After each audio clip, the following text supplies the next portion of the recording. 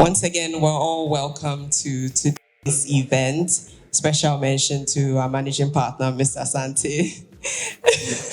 Why not, Mr. Asante? And Sarah as well. It's nice to have you here. I know for most of us, we're all lawyers in this room, but our careers are not just law. Our lives are not just law. We do other things. I know Senna, Shirley, AC John, they're part of a Keep Fit committee in the office. They do a lot of walking sometimes. Papa and I were keep fit. Even Mr. Sante himself, he keeps fit. They are fit, Mr. Sante. They are very fit. I mean, sometimes we take walks at the atrium just to catch our breath a little. And Papa and I, this is supposed to be a secret, but when it's Friday nights and it's an early kickoff, we live stream the games in the corner. Mr. Sante, don't catch us. Definitely. But today we are here to learn a lot about our journey as lawyers throughout our entire career, and also just get a sense of some of the other things that we can do, our values in our lives, our friendships, whatever it may be. We're here to learn that today. There's a special man who's going to be taking us through that. We'll be introducing him shortly. But Sir Nigel Boardman has had a very sterling career that has spanned several decades. His name is finally etched in legal history.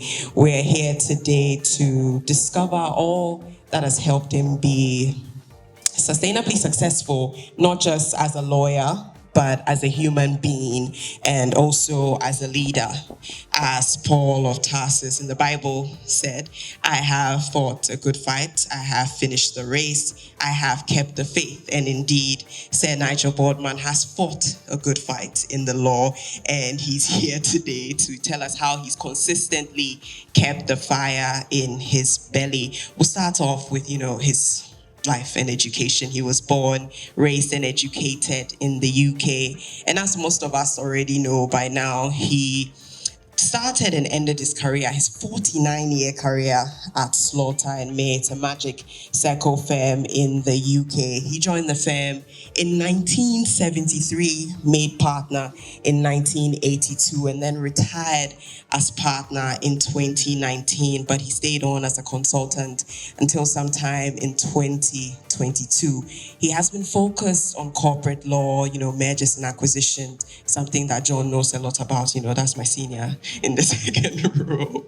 Yes, he has done a lot of work concerning that. And I mean, some of the transactions will be delving deeper into them, but he's advised on, actually defended to takeover attempts involving a particular company. I'll just get that, Marks and Spencer. Definitely, he was also involved in the 1999 merger that formed AstraZeneca. Hearing that reminded me of COVID-19 and the painful vaccinations. But he's also been involved in Vodafone and the disposal of their stake in Verizon Wireless. Now, the man himself, he's been described as many different things by his clients, by his peers in international law reviews, and also in the UK media. Some have described him as a corporate law heavyweight, an M&A powerhouse. And this one, I like it, the king of M&A. One day, maybe I'll be the queen of M&A or not. We'll see how that goes. But again, he has, done several things. But his expertise it's not only in client boardrooms. He has also been involved in the arts. He served as a board of trustee for the British Museum, and he also plays and is still playing active roles in the charity sector. Earlier, Papa and I were having a little chat with him. We'll get into that, but we'll learn some of the principles. You have to give if you want to receive, or just to give because it's a nice thing to do. Yes, and this is actually my favorite part. British culture and football is quite deep, and he's no stranger to their affinity. He has been involved in a lot of key football-related transactions. He has advised on club acquisitions, sponsorship deals, media rights, you name it. He has been there, and like myself and Papa, our moderator, Papa joined me up here. And much to the aversion of my senior in the second row to my right, Jonathan Amable, who recently suffered a 3-1 defeat at the Emirates, Sir Nigel Boardman has an undying allegiance to Arsenal. I can only imagine that, those of you at the back, you can't see him, but when he comes up here, you see him, that on match days, this man will probably trade the corporate lawsuits for the iconic red and white jersey. That's why I'm actually in red and white here, for the avoidance of doubt. But don't worry, you are safe. Today is not about football, at least not completely, or find a way to, just key that in there as well. But I've already said, we're here to discover a lot about the man and all that has brought him sustainable success. Again, not just as a lawyer, but as a human being and a leader. So Pappa will take us through that bit and then we'll delve right into the discussion. Thank you all for coming. Hi everyone. My name is Pappa Ankomah. I'm quite shy. I'm an associate in the disputes department of the firm, and today I'll be your moderator, as Aniela said. So the agenda for today, so in the first 40 minutes, we have a discussion with the man, Sir Nigel Boardman, and the intention is to glean knowledge and insight on a close to 50-year career in the legal practice. After that, I think we have like a 30-minute session where you can ask questions. It's a bit more interactive. So I'll take my seat now and help me with a round of applause. Welcome, Nigel.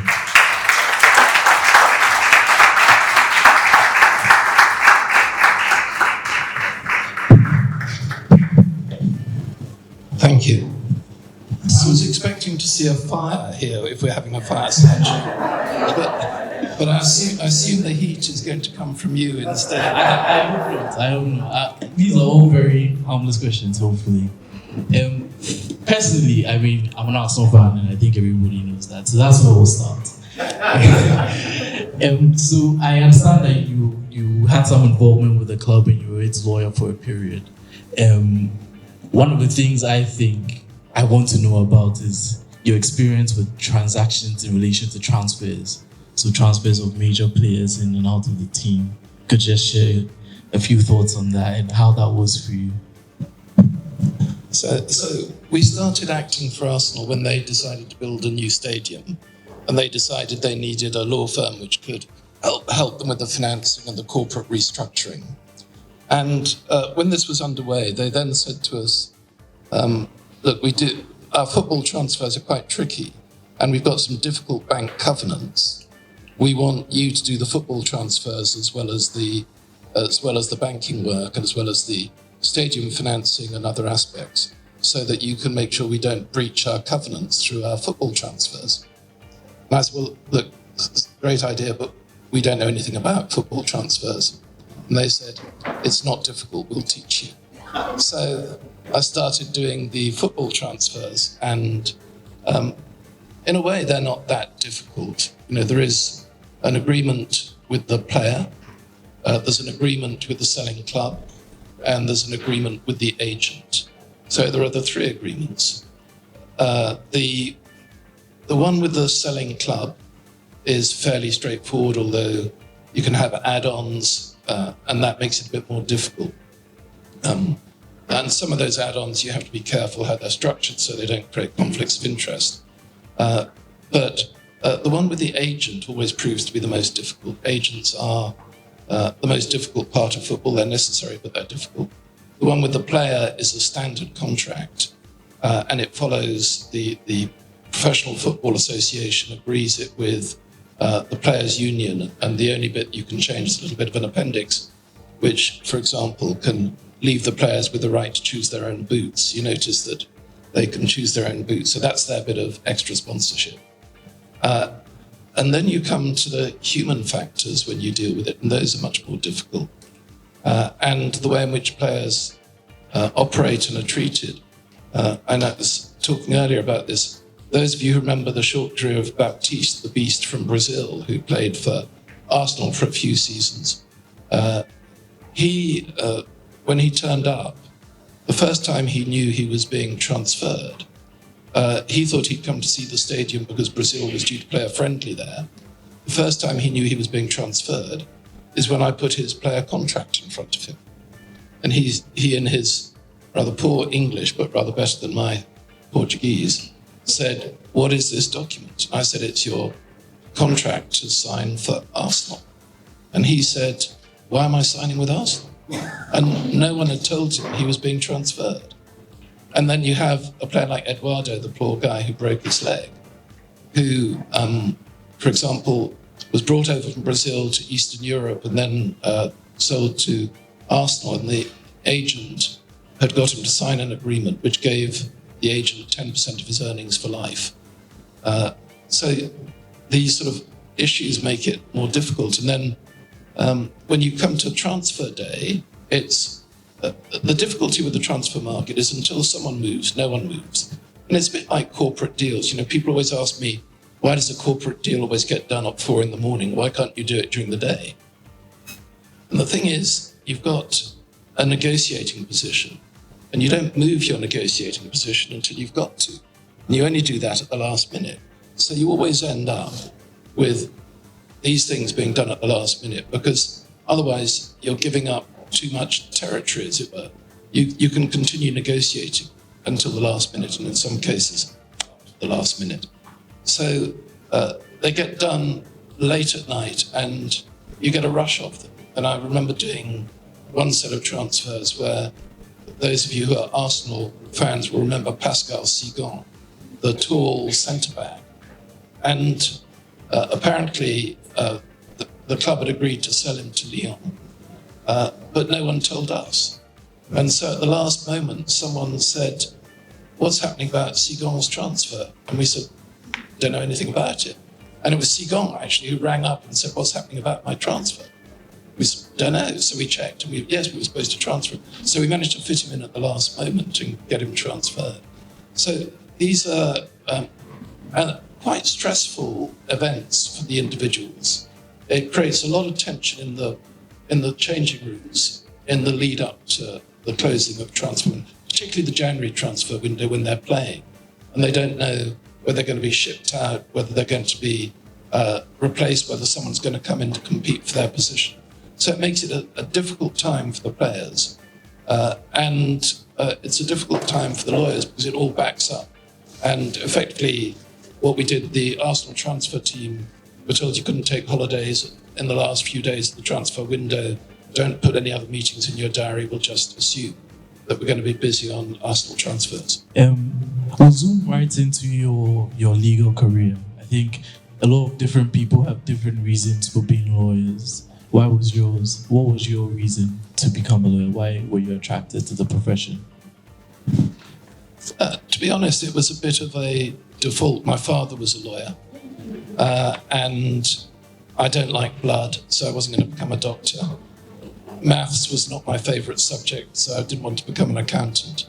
So law seemed the obvious thing, and my father rather steered me. I read history at university rather than law, but having said that, I then went to College of Law to do my law exams, and the first lecture was a contract lecture, and I was bowled over by it. I thought, this is absolutely brilliant stuff. Now, how do you work out when there's a contract and when there isn't a contract? And from that moment on, I've been gripped by the law. I really have. I love the subject. I love the precision of it. I love the logic of it. I love the way in which it is impartial as to people, and it just drives to a logical position which makes society a better society. And I think we're too ashamed of ourselves as lawyers. Lawyers perform an incredibly valuable function in society. Without us, society would not work. You know, disputes need to have rules to settle them, and settle them without violence. And the job that we do in enforcing those rules and developing those rules, making those rules work in all circumstances, is a fundamental reason why society has developed. And we should feel proud of the role we serve. And I do. I'm not in the least bit ashamed. In fact, very, very proud to have been a lawyer. I think that's quite profound, especially finding out your reasons to be a lawyer and what role you think you play in society as one. Did you have any mentors or role models in the profession that kind of guided your career when you started out? Yes, I was lucky. And as I say, my father was a lawyer, so that gave me some understanding of it. And he was a lawyer in Northampton, so a smallish town. And there he was more like a medical advisor, really, to people. And I've always seen the role of a lawyer as closer to being like a general practitioner, helping a family, helping a company be better and be healthy, and doing it through the law rather than medicine, of course. But you're an advisor, you're a counsellor, you're part of the family, you're part of the development of that business. And I've always felt a strong loyalty and affinity for the companies I worked for. When I worked for Marks and Spencer's, I would wear Marks and Spencer suits. When I worked for Shell, I'd fill up at petrol stations of Shell. And I think, at the moment I'm wearing Botswana cufflinks.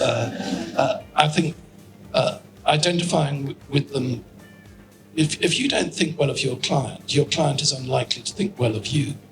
And one of the core lessons to me is get to like the people you act for. And that, if you can't do it, don't act for them. Find someone else in the firm to take them on. But if you do that, some of the arguments about work-life balance disappear. And in fact, I know you're going to talk about that, but I'm going to beat you to it. I think that's just an anomaly of words. Life carries on in the office as well as outside, so there isn't a work-life balance in that sense. I enjoy my clients. I have friends who have been partners of mine for 30 years. My closest friends have been partners of mine. Life doesn't stop at the office door. Life is in the office. And you should enjoy the office life as much as you enjoy your home life. They're both parts of you and should be treated as such. And you shouldn't be feeling it's a drag to go into the office. You should be looking forward to it. You should be looking forward to the intellectual challenges you're going to face, the people you're going to meet, the clients that you're going to help, and the job satisfaction you get out of seeing clients satisfied at the end of something by what you've done. So I really don't see that distinction. I think there is a pressure on social life, or non-work social life. That's a different issue. But it's not a work-life balance. Work is not a black hole and everything else is sunny and shining. Work is part of your life, and you should have as much fun at work as you do in your social life. I mean, that's profound. I mean, I've never really thought of work as a part of my life. Clearly, you're impressing quite a lot of us and already impacting our lives quite a bit. I do know, though, that you had a stint as an investment banker. I mean, one would normally, if a lawyer gets out of the profession, it's normally politics or business. Or investment banking, the myth, lawyers don't like figures and don't like math, so they end up as lawyers, and then you go into investment banking. Why? As a junior lawyer, I felt that I was not having as much impact on my clients as I would have liked. And that was a bit arrogant to me. At the age of 25, how can I expect the chief executive of Shell to pay much attention to me? But I did, and I felt, that I wasn't getting as much satisfaction in the job out of it. And I thought that if I became an investment banker, I'd be closer to the seat of power. And so I'd worked a lot with a bank called Kleinwort Benson, and they kept asking me if I'd join them, so I decided to join them. And I did for about 18 months. And I decided actually I didn't enjoy it as much because I didn't feel it was intellectually as honest as being a lawyer. Investment bankers are selling a product, they're not advising. They're selling their service. And they're quite aggressive about how they sell it and how they take their profit. As a lawyer, I never ever advised a client and never was under any pressure to advise a client to do anything other than what was in the best interest of the client. As an investment banker, I don't think many investment bankers would be able to make the same claim after 49 years. So I felt uncomfortable with it as a moral position. Mm-hmm. And I went back to the law, and I'm glad I did. I think, as a lawyer, you should never ever feel that you need to advise your client except to do the right thing. And that, people say they're dragging out the litigation. I've never seen this, or very, very rarely. There are some lawyers who are bad, as there are of any. But by and large, lawyers do have the oath that they take to act and serve their clients. They feel a strong sense of duty to do so, otherwise they're not lawyers. And I think I sleep extremely well under all circumstances. And one of the reasons for that is I don't think I've ever been duplicitous with a client. That's good to hear. I think a lot of us are quite young, and I would want to know personally, what would you have described yourself as a young lawyer getting into slaughter in May? I mean, you barely cut your teeth in the law. Well, getting in there, how do you have described yourself?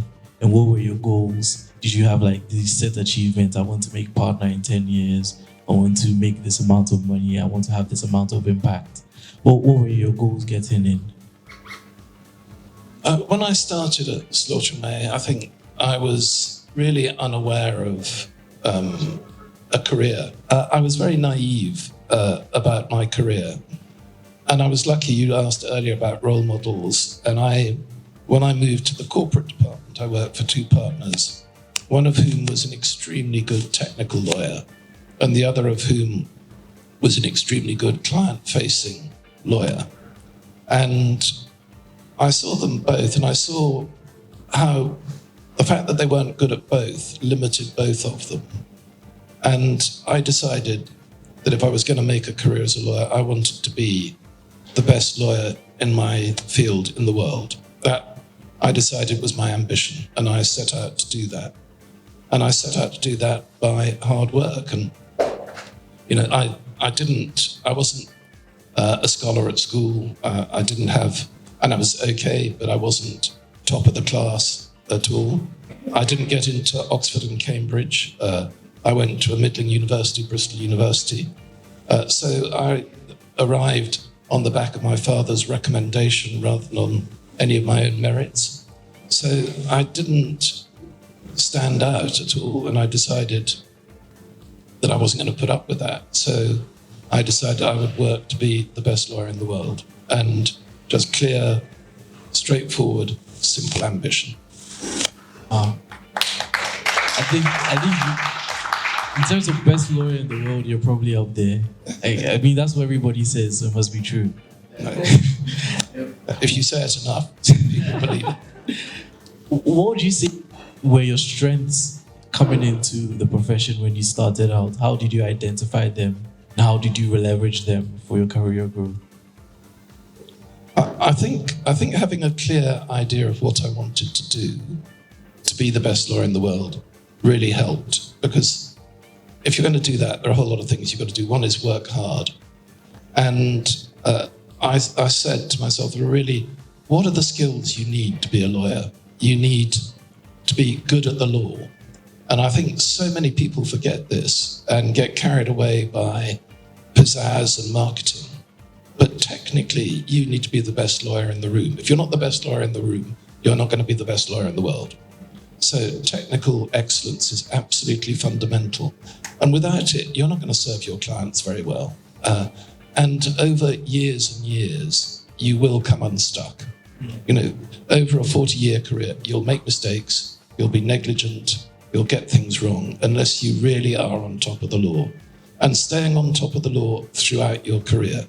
I still, in fact, at the moment, I'm doing a modernization of Namibian company law. So I'm still sticking with the law, still really fascinated by the subject, and still trying to make myself a better lawyer.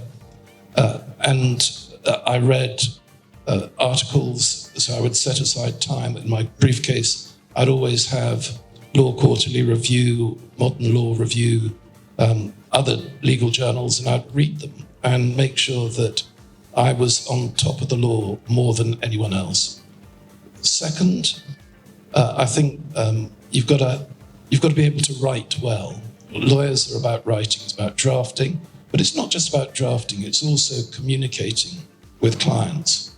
And one of the things I noted in my time at Kleinwort Benson as an investment banker showed me this. Being a client shows you how not to write as a lawyer. When you get a letter from a lawyer which is full of exclusions, caveats, uncertainties, ambiguities, you don't feel you've paid for advice, you've paid for nothing at all. So getting your advice crisp, clear, and precise And if there are uncertainties, explain the uncertainty, but don't leave the client hanging there. I remember 2 episodes that affected me. One was when I was a junior lawyer, I had a French client, and I was so pleased that I spotted he wanted to buy this business, but the way he was doing so would have breached English Companies Act. And I was so pleased I'd spotted it. I hugged myself and went into the meeting and told him he couldn't do what he wanted to do. And I thought this was fantastic. I should get full marks. You know, the tutor would have patted me on the back for spotting it. And he said, look, if I want a policeman, I can go into the street and find one. I want someone who's helping me do my business. So I don't want to know just what the problem is. I want to know what the solution is. And after that, I realized never raise a problem without finding a solution. And that solution might not be acceptable to the client. It might have tax implications. It might do other things. But just putting forward a problem without suggesting ways in which you can solve it is not serving your client properly. So I think trying to be much more proactive about it and help the client and understand it from their point of view. You know, it also goes to how you behave with the client. And if people talk about the role of in-house lawyers, the rise of in-house lawyers, and how does that affect private practice lawyers? I never had a problem with this because you're there to help the client, which is the company, but you do it by helping the individuals within it. And I would never show up a general counsel in front of his boss, for example. You'd have a discussion beforehand, and if you disagreed, you'd work out why you disagreed and what you're going to do about it. But it's about managing people, and that's the other skill that you realize you've got to have. So you've got to be able to know the law, write well, which includes drafting, but it also includes advice. You've got to be good at people, and good at people in the right sense. And one of my core skills, I think, was being very good at negotiations by trying to read the body language of the opposition and see where they were weak, where they were strong. And you can see if you're in a meeting, which is why I think it's very difficult to negotiate over Zoom, incidentally. I think face-to-face negotiation is much more effective. You can read someone's body language, you can read a team's language, and that enables you to provide better advice. So being good at people and working on it, and working, as I say, not to be egotistical, but to be a strong personality. Ultimately, clients want to be able to rely on you. You're there to take some of the load off their shoulders. And if you're a weak personality, that's very difficult. So try and be as strong a personality as you can, but without ego. It's not the ego that counts, it's the strength of your personality. And that's a different point. And then the final thing you've got to be is good at administration. You know, running a big transaction is an administrative burden. And if you're chaotic, you won't be able to do it. If you're trying to coordinate lawyers in 30 different countries, you can't do that in a chaotic fashion. So you've got to get your administration under control. And you've got to make sure that you do your diary notes, you record the advice you're giving correctly, you run your business efficiently. So be good at administration, be good at the writing, be good at the law, be good at people. And I set myself at the start of every year to sit down and work out which of those I regarded as my weakest spot and what I was going to do about strengthening that weakest spot over the next 12 months. If it was writing, I'd go on some courses. If it was administration, I'd focus on it and make sure I got my administration stronger. If it was the law, I'd read some more articles, I'd go on more courses, and make sure that every year you step up whatever is weakest in your armory so that you can be the best lawyer in the world. Wow. I want to bring that down a bit, to talk about working hard. I've read quite a bit, and I was telling you earlier that apparently you were working 80 to 85 hours a week. So that's 17 hours a day. Now, I can can imagine for most people, at least at the firm, working a 13, 14-hour day is like that day you probably did your best work. And you can't do that every day of the week because you'll break out by Friday. How did you manage to keep up that level of productivity? Especially, I mean, I understand when you talk about work-life balance, but I mean, where is the life when you spend 17 hours in the office? Well, I think it varied how many hours a week I worked. So if you're doing a really serious transaction, it does take up your every working hour, every waking hour. And sometimes you might have to go without sleep for 2 or 3 nights because that's what the deal requires. And for me, what made it worthwhile was the client satisfaction, the feedback from the client, the job satisfaction, the fact that I had done a fantastic job. And I felt really proud of it. And you'd made a difference. And the societal difference. Some of the things that we do are not done for fun. They're done to make the world a better place. Capitalism relies upon the forces of corporate law. Capitalism has been the driver of growth across the world. We are an important part of capitalism. Capitalism wouldn't function without lawyers. And so even if what I'm doing is defending Marks and Spencer's, that is an important societal function. It makes a difference to the capital markets. It makes the world a better place. And if I'm getting personal satisfaction, my client is happy, I'm earning money for my family, and I'm doing good for society, I don't worry about the hours. Wow. That's good. That's good. Another thing you talk about is people management. Now, I like to see it in 2 ways. At the firm, they tell us, treat your partner like your client. And so when you work with a partner, you have to make sure that the work you send out to the partner is your best quality work. And then obviously, so in respect of that, I just wanted to know, was that your approach as well? What was your approach to working with your superiors, being able to have a good relationship with them, but also to learn from them? Because you can imagine that in a high-paced, high-pressured environment, it will be difficult to kind of like catch yourself and be like, oh, I learned this today, I learned that today. No, I don't think you should treat your partners as a client. Not quite. When a new trainee came to sit in my room, and I always had a trainee sitting in my room until I retired, the first job they produced to me, I would say, draft this agreement for the client. And they would go away and draft and then put it on my desk. And I'd say, are you happy with it? And they'd say, yes. And I'd say, okay, send it out to the client. I'm not going to read it. And they would always take it back and do another 6 hours work. And all they were doing was delegating up to me the responsibility for getting it right. And they have to realize, you have to realize, it's your responsibility to get it right, not mine. And why bother to employ you if all you're going to do is produce dross that I'm supposed to correct? So no, I don't think you should treat the partner as a... The other thing I would say, though, is that I would expect an associate to come in and say, look, I've drafted this agreement. I found the earn-out clause particularly difficult, and I'd be grateful if you would read the earn-out clause or something like that.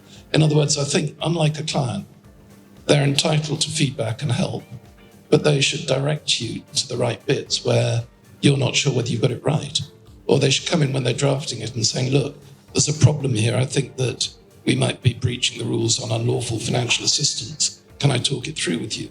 And that's how an associate should use a partner, to help them with the difficult bits, to train them on the difficult bits. But the associate should bear the burden of getting it right, should do the research. And if someone came in and said, not sure about the unlawful financial assistance, for example, I'd say, okay, talk me through the issues. And if they'd say, well, I haven't researched it yet, I'd say, go away and research it. And then come back and we can talk about it. So I think it is a different relationship, but there is a kernel of truth that you shouldn't be relying on the partner to delegate upwards getting it right. Yeah, I think something important you talk about in the example when you talk about the associates always taking back the agreements to go over again. I think for some of us, there are moments of doubt.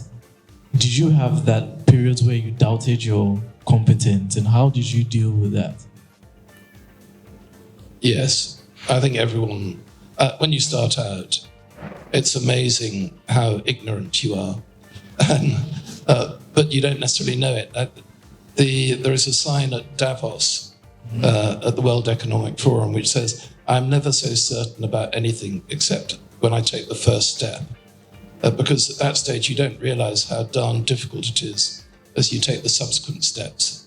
And I think that any new area, and I've always tried to take on learning new areas. So, I started as a banking lawyer, and then became a capital markets lawyer, and then a corporate finance lawyer, and then M&A.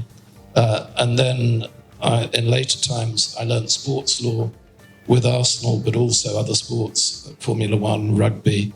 And then I took up art law and learned art law for my British Museum role. So there's a whole learning process. And when you start out, you realize, these are difficult subjects. And, if it weren't difficult, I say this about trying to play golf, if it weren't difficult, it wouldn't be worth playing. And if the law weren't difficult, there'd be no need for lawyers. Everyone could get it right.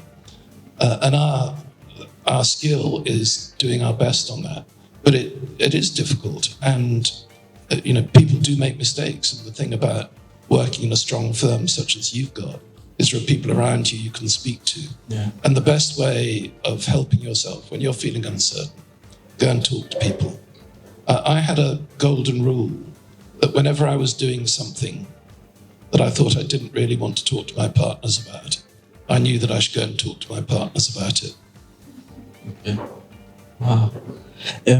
Another thing you speak about quite extensively is clients and your relationship with clients. How were you able first to build a network that allowed you to leverage and then leverage on that network for business? I think that's the first question I'll ask the second one after. I think you start by being a good lawyer. Clients want a good lawyer, but they also want someone who is empathetic. I remember when I was in my training, I sat with a partner, and the client rang up and said, "We've got a problem here." And the partner said to him, "Oh, you mean you've messed up again?" Well, I don't think the client's going to ring him a second if that's how you treat the client when they ring. No empathy in it, no saying, "I'm really sorry to hear that, how can we help?" So being empathetic, recognizing the problem of the client, and recognizing the problem of the client as an individual when they're speaking to you. And that goes, for junior, if I'm in a room and say the senior guy says to the junior in the client team, "Why don't you produce a timetable?" As we're leaving the room, I'd go up to the junior guy and say, "Don't know if you've done a timetable for this before, but we've got some precedents. Would it help you if I sent one or two to you so you can see how they work?" That's helping them on a personal level. I had Rosemary Martin, who is the general counsel at Vodafone, stepped out of the law for a couple of years for family reasons. And then she came back in and got the job as general counsel of Vodafone. And I realized that she wouldn't have been in the swim of the law for 2 years. So I sent her, but she got the role as company secretary of Vodafone.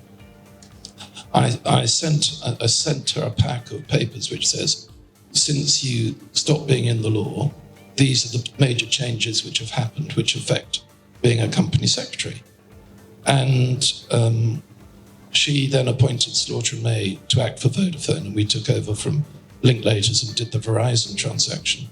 And she held a meeting of the lawyers, all the outside lawyers, and she said, "When I got the job, every one of you sent me a note saying why you ought to be appointed, but only one of you sent me a note which was in the least bit helpful to me. And that was Nigel, who sent me the information I needed to know to catch up on what I hadn't learned in the last 24 months. So thinking about the client as a human being, what's on their mind, how can you help them? makes you a better lawyer, not what's in it for me. And what's in it for me is a terrible way of approaching it. And, when people do pitches, when you're pitching for work, to sit there and say, I'm at Slaughter and May, we're a very good firm, we've got lots of experience. They don't want to know about Slaughter and May. They want to know how you're going to solve their problem. So I treat any pitch as the first meeting as if I'd been instructed, and talk about what their problem is and how to solve their problem, rather than what I am and how good a job I can do. That's good. You talk about being a good lawyer, and I can imagine that in a firm like Slaughter and May, there are a lot of good lawyers. How did you stand out? What things did you do to kind of push yourself out there a bit more? I think now we call it building your own kind of brand. How did you build a brand outside of the firm, and rather not just get subsumed by a big law firm? So then it's just you doing the work for the firm. Volunteer for everything. Okay. So a new piece of legislation is in draft. A firm says, who'd go on a working party to look at this? I'd always volunteer. And you might say, how do you get the time? You can always make the time. We waste an enormous amount of our lives, but we can always find time to do the things we want to do. So volunteer for everything, accept the challenge, and also be constructive and helpful with your colleagues. And at Slaughter's, we try and build up this information bank of precedents, but also legal know-how and knowledge, getting as much of your knowledge onto that as possible so that other people can draw on it. And then they'll come in and see you and say, you wrote this memorandum on unlawful financial assistance. I've got this problem. And you start to build a network of people who turn to you because you produce the bit of paper which covers it. So I think volunteer for everything, work at it, get everything that you do put onto the system so that people can see that you've done it, and then be available and help. So after, I think, 9 years or close to a decade, you became a partner and no longer a young lawyer. What would you say, looking up from there, were the skills you were looking for in young lawyers you wanted to recruit into the firm?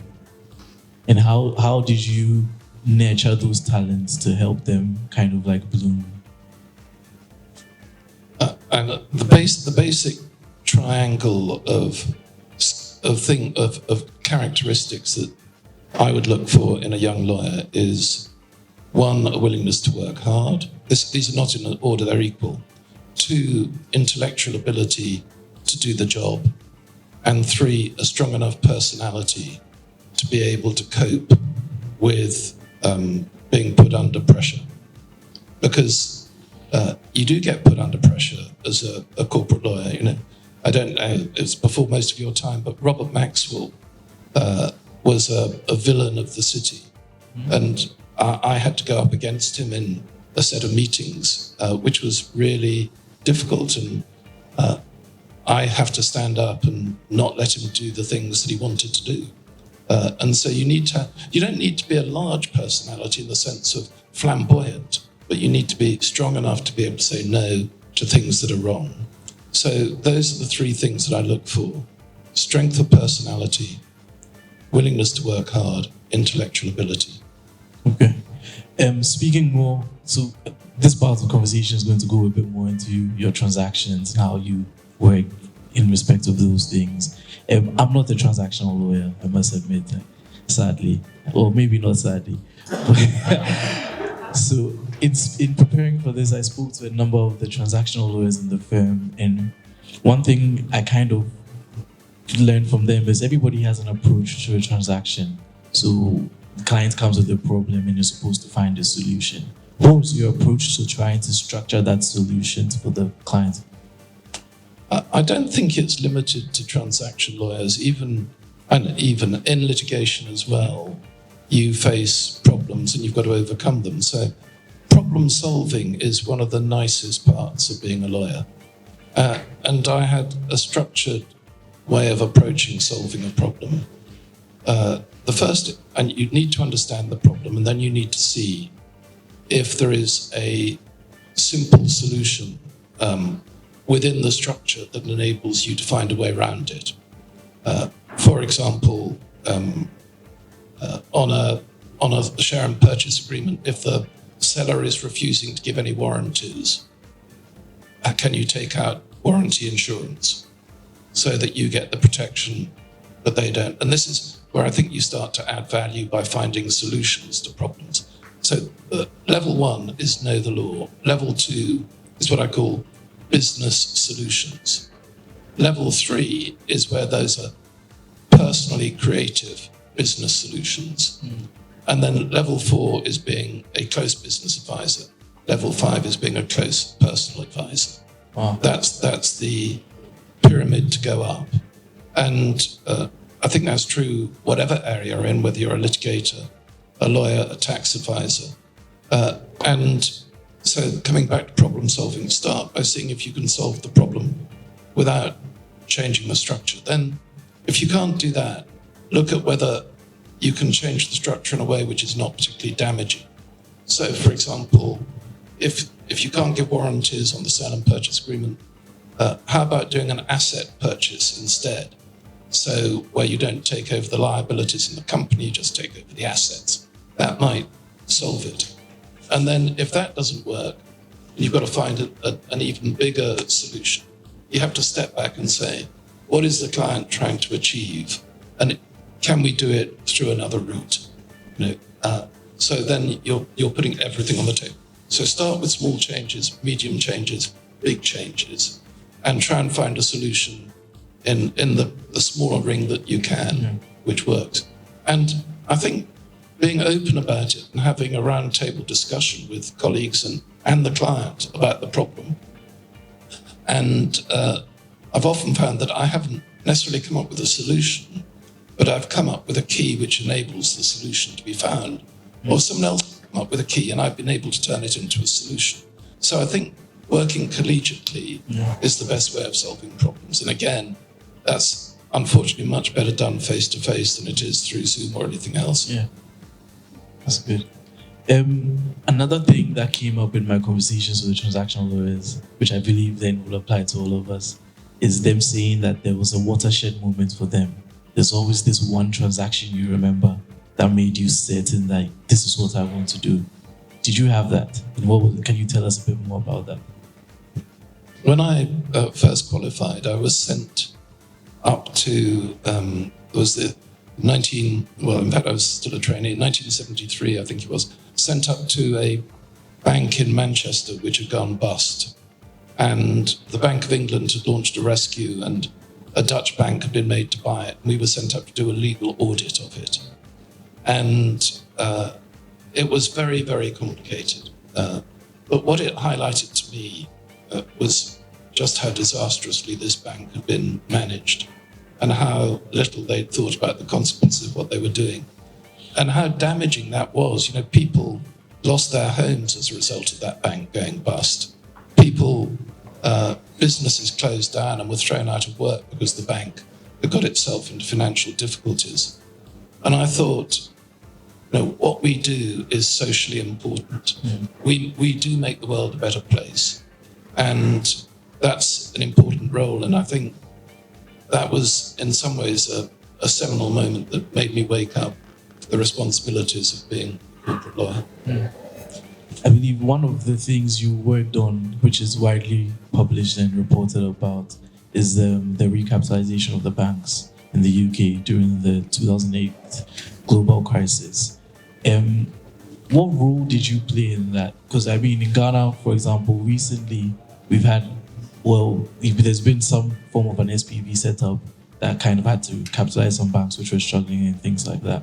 But for you, and in your case, what role did you play in that? And how did your skills of negotiation, knowing the law, understanding the problem come to bear in the transaction? There are two things I've done in my career of which I'm most proud. One is acting with the Botswana government since 1981 on a whole range of issues. And the other was the recapitalization of the banking system in 2008-9. which was then copied in other countries and helped solve the banking crisis. And that second one, which is the one you're asking about, the banking system was in free fall. Banks were not willing to lend on the interbank market. Deposits were drying up. Everyone was trying to take their money to safe havens. I was at the time acting from very close to the senior management in Standard Chartered Bank. And they had a very brilliant chief executive who'd formerly worked in the Treasury as a junior, Peter Sands. And he asked me and two other people to come in a room with him and find a solution to the banking crisis. And we sat and brainstormed it, and we realized that most people were tackling only one of the problems. There were two problems. One was liquidity in the market, and the other was uncertainty about the balance sheet strength of the banks. And you had to solve both problems, you couldn't just solve one. And we came up with the idea of a compulsory recapitalisation of the banking system and the creation of liquidity through the Bank of England, accepting far more securities in exchange for cash through what we call the window. And we took that, Peter Sands took it to the government. And at that time, Paul Miners was just appointed as the city minister. And I'd worked with Paul very closely in my career when he'd been chairman of Marks and Spencer's. So coincidentally, he then rang me and said, we've got this idea. And I said, yeah, I know about it. He said, well, will you come in and help? So I went in, having been involved in the creation of the idea and then implementing the idea. And that was really tough. And it was teetering on the edge. We were looking at whether NatWest was going to run out of money in New York before close of business as its deposits were depleted. And if a bank of that size had gone bust, the damage to society would have been enormous. Yeah. You imagine a liquidator would probably have to call in all loans which were at call, so anyone's overdraft would be called in. And you imagine what that would do to bankruptcies and the cascading effect of it. So it was a very close-run thing, but the scheme worked. It was tough to implement. It took a lot of courage by the government to do it. But it did work and it saved the system, whereas the US system didn't solve it, and they eventually had to resort more to the solution we'd come up with. Two things you speak about, and that is creation of a strategy and its execution. I kind of can glean from what you've spoken about so far what goes into the creation process, or what goes into the execution of it to be able to meet the goals you set out in the strategy, especially because most times you have something on paper and in executing it, you realize that there are certain things that should have been considered differently and things like that. How did you go about executing those things, not just in relation to the recapitalization, but just in general, being able to have a strategy for a transaction or a deal and then execute it?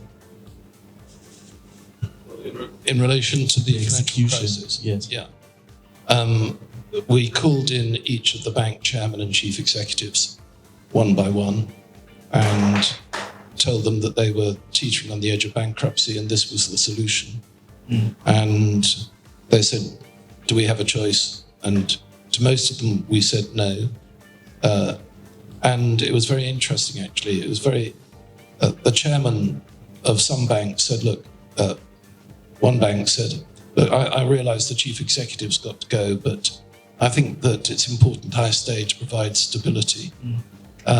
And the other bank, the chairman came in and said, look, I'm responsible for this mess, not the chief executive.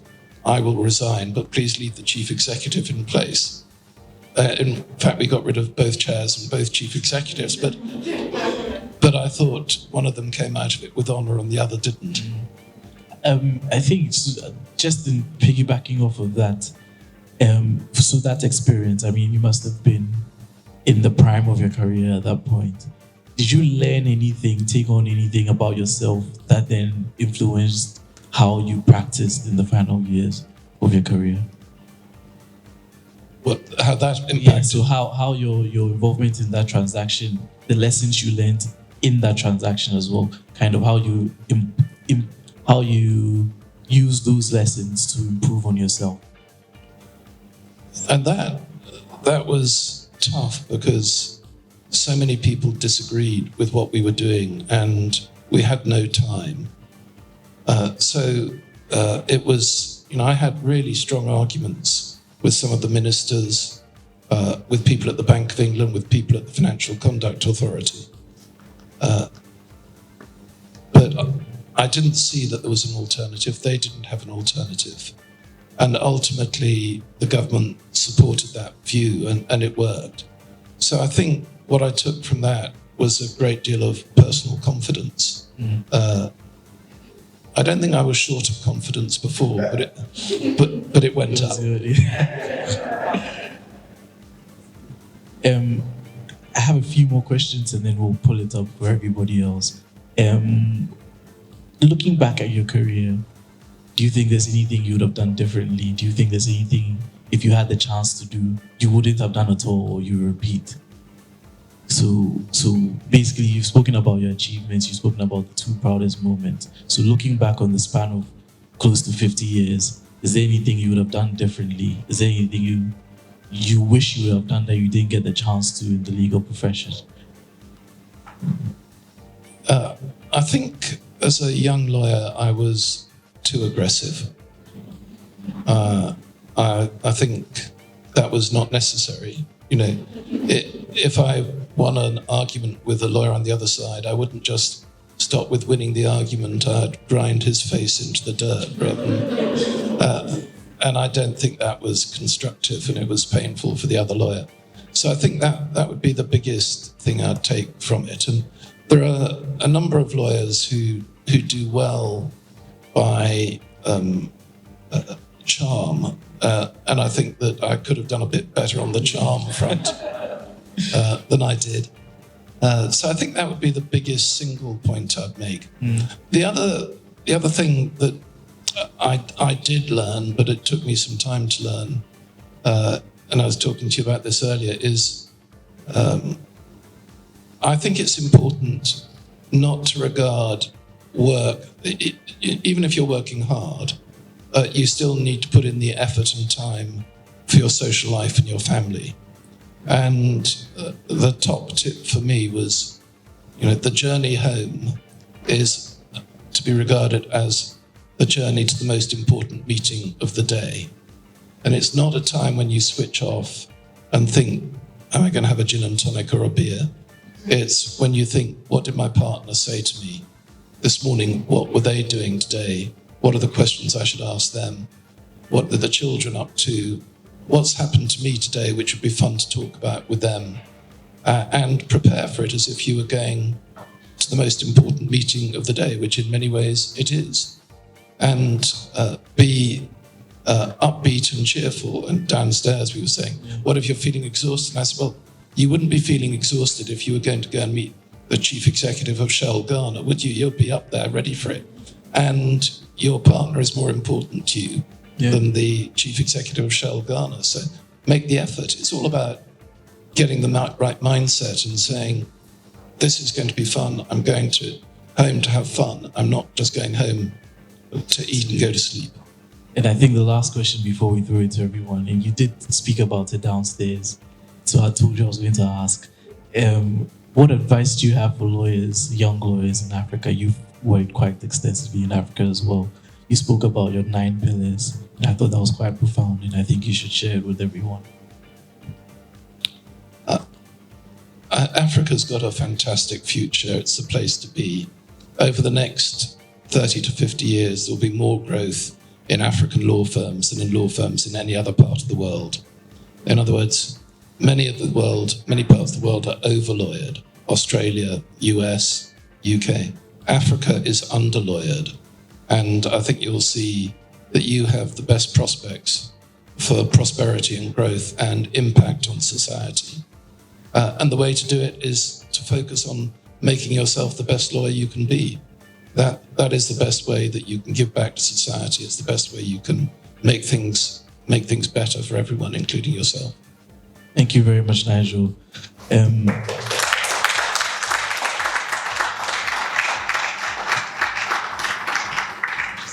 Thank you very much, Nigel. We'll be delving right into the question and answer session, but before we do that, we're going to take a little bathroom break and a water break as well. So just in the corner there, just behind us, you can move towards that direction and get your questions ready because the question and answer session is about 30 minutes. So we'll just take the breather now and be right back.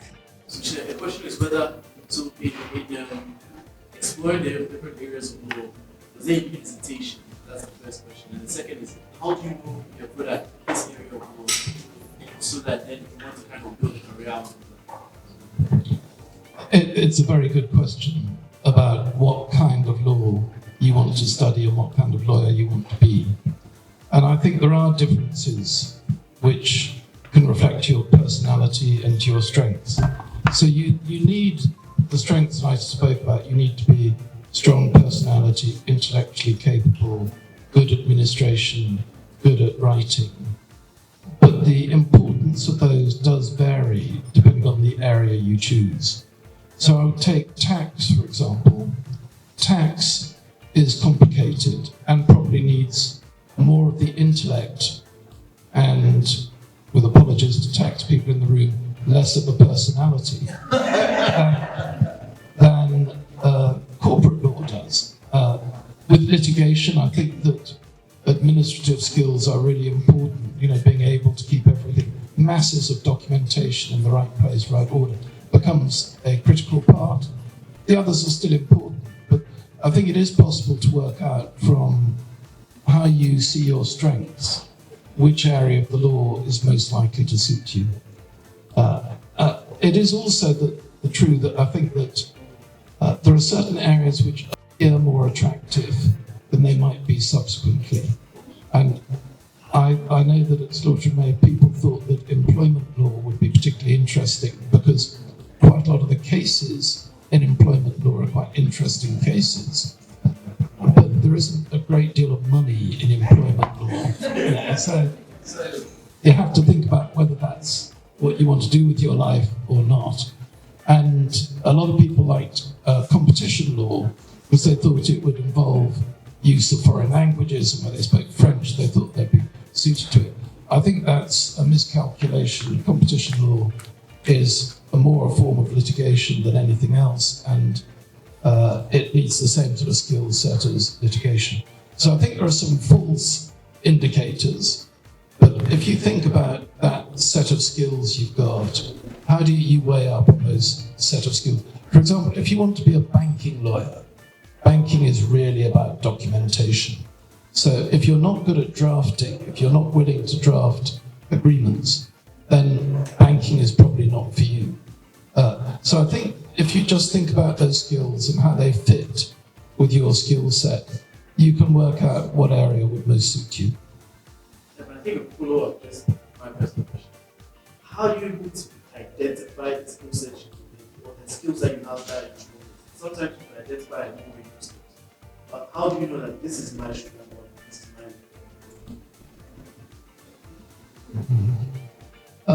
I think when you have your reviews internally, your candid friends will be telling you which skills you could do a bit better on. And also I think you will know because you will tend to like the areas most that you're good at. So if you find you like drafting documents, it's probably because you're better at drafting documents. If you like dealing with people more, it's probably because that's your skill set. So I think external and internal evidence should draw you to the right conclusion. I think Jonathan, you had a question. Thank you. My name is Jonathan. I'm with the Financial Institutions and Capital Markets team. Just to piggyback on Anna's question, I read an article in Financial Times where you spoke about this rate and said that the diversity is part of what drove you to jump out of Bentsi-Enchill. And I'm just wondering, how was the structure in Slaughter made? Did you have practice groups and this? I thought it was all enough. Did you have practice groups and in this diversity where you play these different roles, did it mean that you were skirting the boundaries or joining these different practice groups? And that goes still into a question about specialization and how narrow specialization needs to be. What do you think about that? When I started, it was very broad and we didn't have a great deal of specialization. So even the tax department, the first 2 years of their qualified life, the tax department had to do corporate law because it was felt unless they understood corporate law, they couldn't do tax. There was no separate competition department. It was just what you were supposed to be able to do as a lawyer. So we started in those days with a very broad field. If you go to a US law firm now, you'll find very, very precise limitations on practice areas. So people might specialize on 2 sections of the Securities Act, and that's their area of specialization. I think that that's bad. I think you should be as broad as you can be and be competent. And it's good. First of all, in your career terms, it's unlikely that those 2 sections are going to remain important throughout your career of 30 years. So you end up getting made redundant. And in the US, there are a whole lot of lawyers who spent their life doing securitizations. When we had the collapse in 2008-9, those securitization lawyers were all made redundant and their skill set was irrelevant for the future. So I don't like that level of specialization in career terms, but also I think it's intellectually weak. Artificial intelligence will replace you if that's all you're going to do. And I think you add more value to a client by being able to provide a broader range of services. So I felt what I did is I specialized in clients rather than subject matter. And as I gave the example, if Arsenal want me to become a sports lawyer, I'll become a sports lawyer.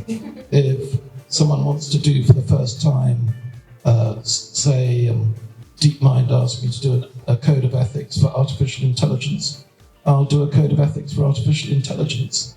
And I will work with the specialists within the firm who do that, but I'm not going to back off and leave it to them. I'm going to be involved and I'm going to be part of it and I'm going to learn from it. And I think the cross-fertilization from other experiences makes you a better lawyer and provide a better product for the client. And in many cases, particularly for corporate clients, not so true for banks. Corporate clients don't want a different lawyer turning up to every meeting to decide on a different point, because they want to trust the person, they trust the individual. They want that individual to be the person they know and who they've heard get it right before. And they're not concerned with whether one's a banking question or one's a litigation question. They just want to know that the person is a reliable person and cares about them as a client.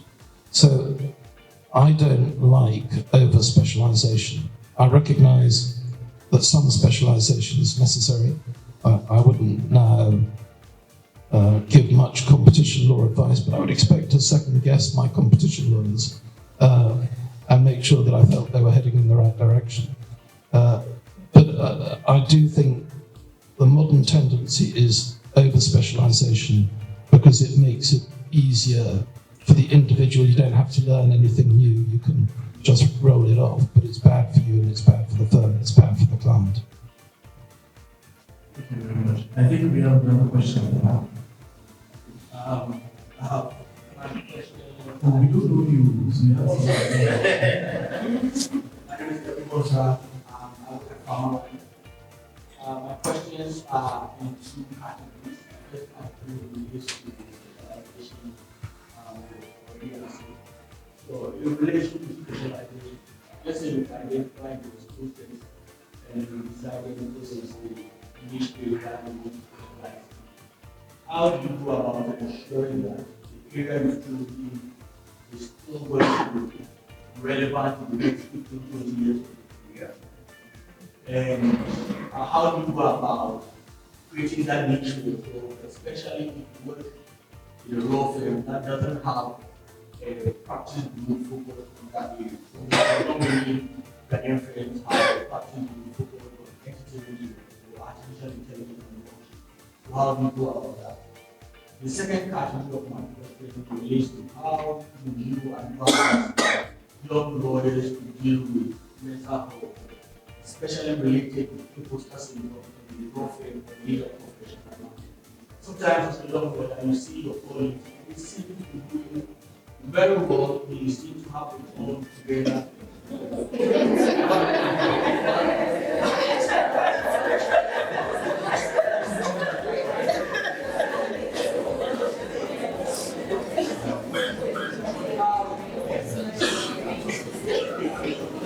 How do you deal with that aspect, especially not really that get all because programs relate to this?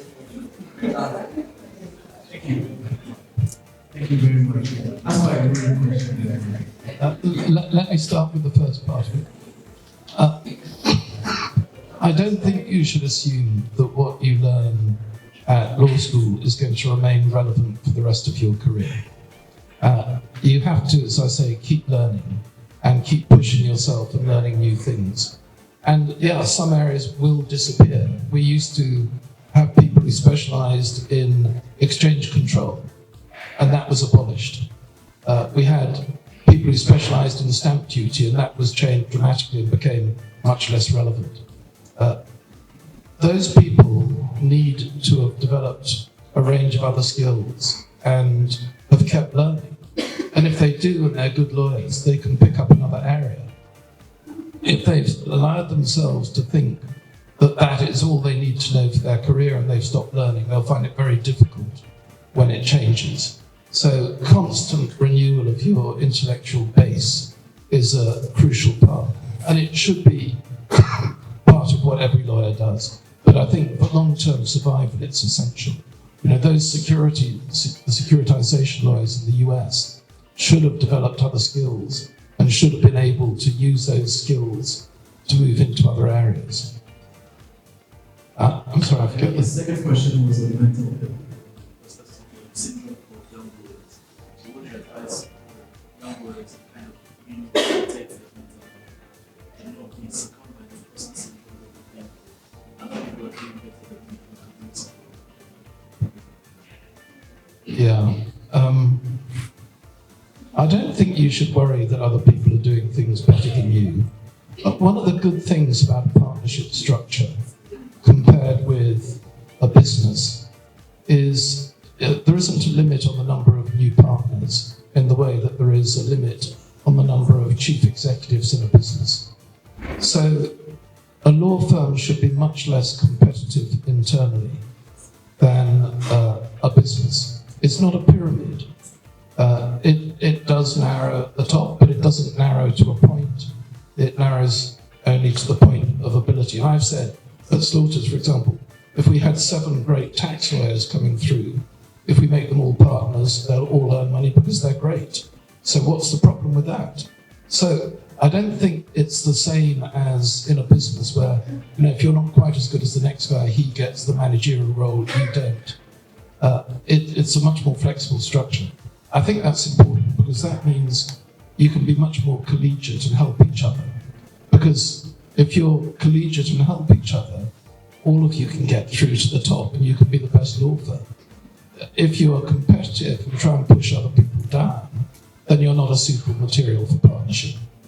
So I think it isn't a problem feeling that you're not as good as other people if you're working to get there. I think imposter syndrome is for some people a problem. The thing is, fake it till you make it, and just stick with it and prove that you're good enough and work hard enough to make yourself good enough. And if you feel, for example, that you're not good enough technically, go away and read books, get yourself better. It's not a passive state, it's something you can do something about, and you should do something about it. My name is Senna. I was at the financial institutions in Ankomah. You're speaking about investing yourself in your work, in your relationship with the best lawyer in the world. You're also speaking about mental like to know how you manage burnout in your career. Because there comes a time where you feel like you're burnout. That sometimes like you don't even identify that perhaps you're on the brink of burnout. So what are the triggers or what are the keys for identifying that you're on the brink? How have you managed those circumstances?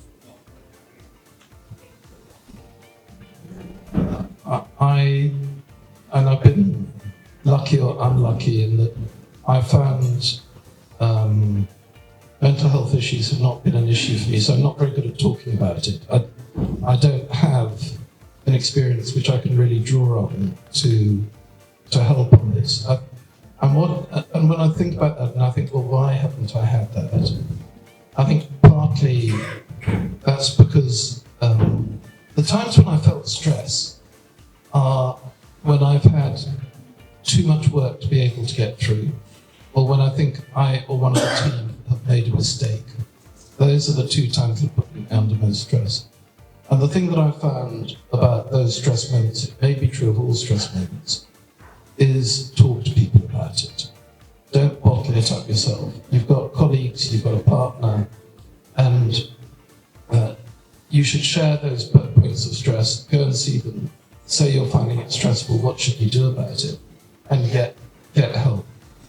And I think if you're in a collegiate atmosphere, good partnership should be the reason I've given, then operating with colleagues and sharing that pain that you're feeling, whatever the cause of it, is probably the best way of coping with it. And I've found that when I just know I can't do everything I've got to do, then going and saying to a couple of partners, look, I'm really stuffed, I can't do this, then people can step up and volunteer and help.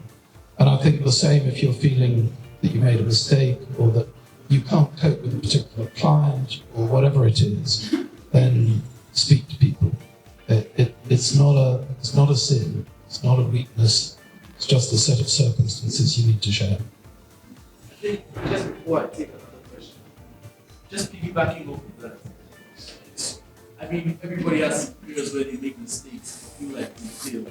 How did you deal with failure? I think it depends on the nature of the failure a bit. In general, and if you making a mistake is different from failure, I think. Although what we could say is mistake is a subcategory of failure. I think mistakes, the best thing to do is stop digging. So what I found is, and I found this with everyone in the firm, if you make a mistake on a transaction, you should stop working on that transaction and hand it over to someone else. Because that mistake figures so large in your mind that you start making other mistakes. And also, handing it over to someone else means that it's not constantly preying on your mind. You're sharing, someone else is going to deal with it. You just have to say, I've made a mistake, I've got this wrong, over to you. And someone who doesn't have the guilt associated with it is much better at fixing it than the person who made the mistake. So I would never try and fix my own mistakes, and I would offer to fix other people's mistakes. And I think that's the better way of dealing with mistakes. Other failures, for example, not winning a pitch, being sacked by a client, you have to work out why you didn't win, why it happened, and look at whether you can improve as a result for next time. And sometimes, it's just not going to happen, and you've got to look at the total and say, I win enough, it's not a problem. I think we'll take another question. Hi, my name is Corbett. So my question was in relation to mistakes. You mentioned earlier that you made mistakes in your career. I want to know what would you describe as the biggest mistake you made? How did you set out? But I also just mentioned that there are mistakes you of course right, but if that was possible, how did you correct the biggest mistake? The biggest mistake I made from my point of view was when I was a young lawyer I lost a client a transaction by being too aggressive with the other side. And I really pushed them so hard that they eventually walked out of the room and didn't come back. And that was just immaturity. And I think that I was very aggressive as a young lawyer, and I think that was a mistake. That taught me a lesson. The client was really good about it. They were a client I was close to. They took it in good part, but I think it still rankles with me that I got that wrong. Sorry, I think I was just going to reflect on other mistakes. And one of those areas that I made mistakes again was in recruitment. And I liked recruiting people who were good at sport. And I thought that if they were good at sport, it meant they would be good at other things as well. But actually the correlation is really quite weak. I realised then that I needed to reset my mind about how to recruit and apply proper tests rather than just whether you like the person. But it took me a little bit of time to get there on that one. Sorry. Please, my name is Pappa, and his wife. My question is, given your vast experience, what would you see as some of the greatest challenges for women in law, and what would you advise how they manage it? I was asking earlier, and I was being told about 70% of the lawyers at the firm are women. And I think that that's a trend we've seen across the globe with more and more lawyers being women. And I think that's because law firms are better or less bad than many other organisations at managing women's careers. It remains an issue, and I think that the Harvey Weinstein Me Too movement was a really big step forward. As a father of 5 daughters, I feel quite strongly about this. I think that the first thing to do is remove the disadvantages that women face, which includes maternity policy, it includes allowing flexible working. So at Slaughters, when I had someone in the team who was pregnant, was going to have a baby, sometimes it would make sense for them to shift to a different department for 3 years. Say, go into a department where the hours are more regular. And then when they feel like it, they can move back into the other more time erratic departments. I think you have to look at how you can help women through it. Firms weaken themselves by not being broadly based and not being meritocratic. And it isn't meritocratic to have a system which prejudices women. So I think the solution really is to have enough senior women role models as well that helps. My wife is a senior professor at London Business School, and she said that one of the difficulties for her in her career was very few female role models, which made it much more difficult. So did you behave as if you're a man, or did you have a different route that was available to you as a woman? I think that in the law now there are a lot of senior role models, and that's an improvement. But it still isn't straightforward. And there was a very good article in the Financial Times today about the cost of being a mother and the difficulty that being a mother has on career progression and pay. It's worth reading and looking at. So I don't think there's an easy solution, but I think that firms should step out to make sure that they retain talent, and half the talent, if not more than that, is in women. Celia and England.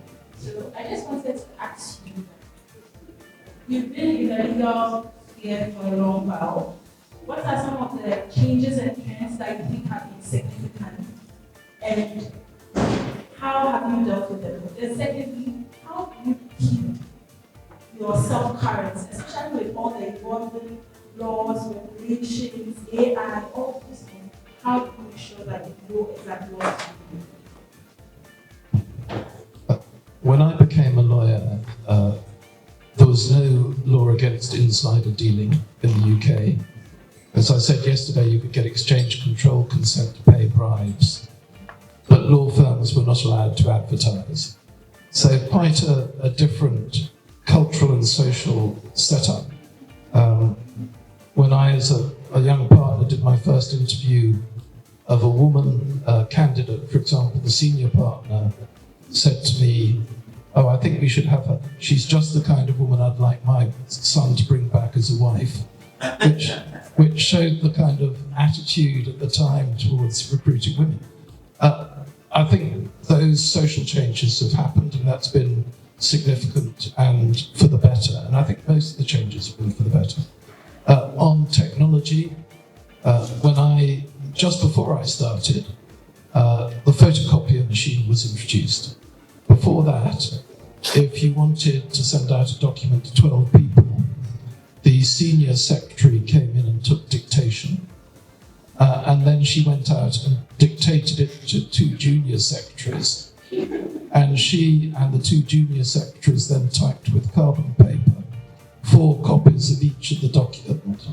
And then they checked each other's document. And because there wasn't memory typewriters, if any of them made a mistake, they had to retype the whole thing and check it. And then at the end of about 3 days, you'd have your 12 documents to send out.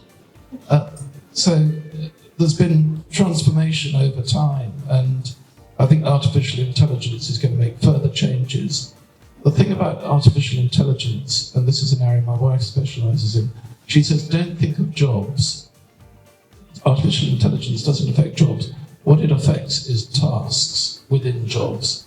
So break down what you do into tasks and look at those tasks which artificial intelligence could do rather than whole jobs. So I think there have been massive change socially, culturally, technologically, but the same principles remain that in order to keep current, you just need to work hard, you need to read the right things, you need to be engaged in transactions, and you need, and I think this is the key as you creep into your 70s, as I've done, is to remain intellectually curious. So I use artificial intelligence almost on a daily basis, sometimes for trivial things. For example, making up a poem to send to my grandson on his birthday. Artificial intelligence does a rather better job than I would do.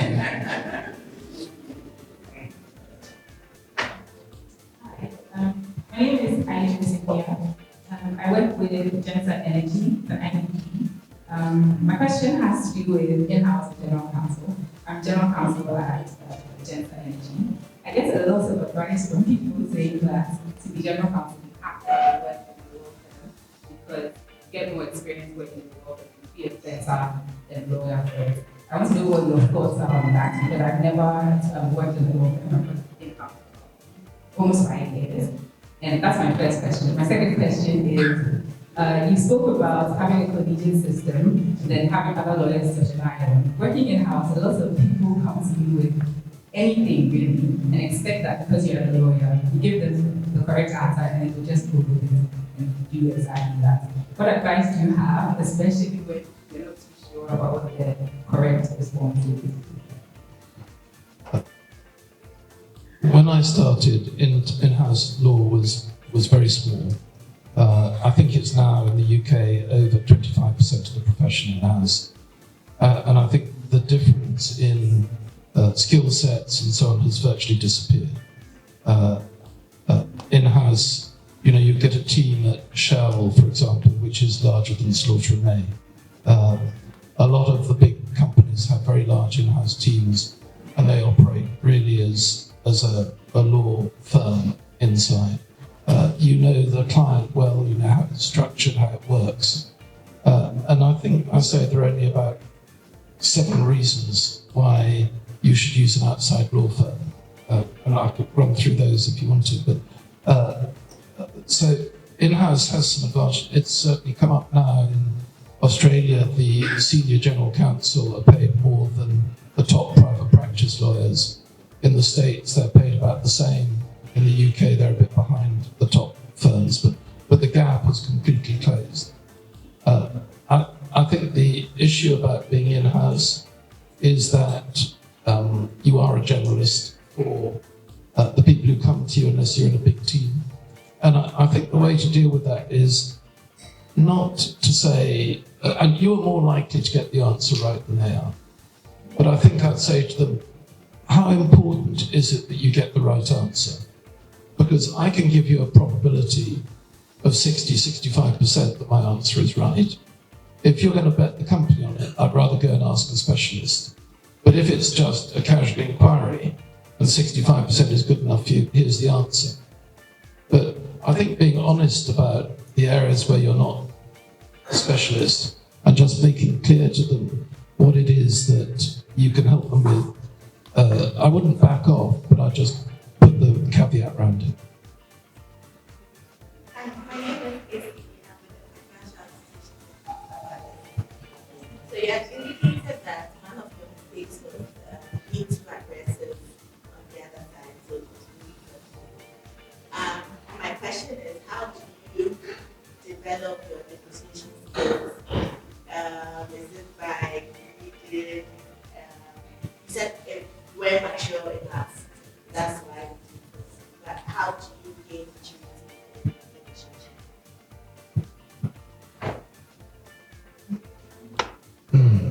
I think maturity comes a bit with age and experience, and one or two clients spoke to me about it and said that and I did a deal for British Aerospace one stage with the government on launch aid, and after the first meeting they said to me, look, you were a bit rough with the in-house lawyers at the Department of Trade and Industry.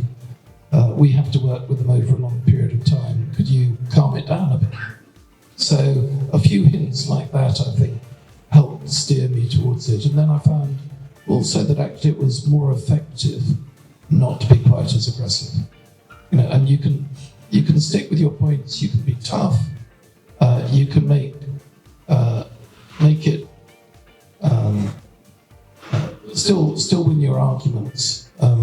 And I started to develop instead an approach about using humour rather than just aggression.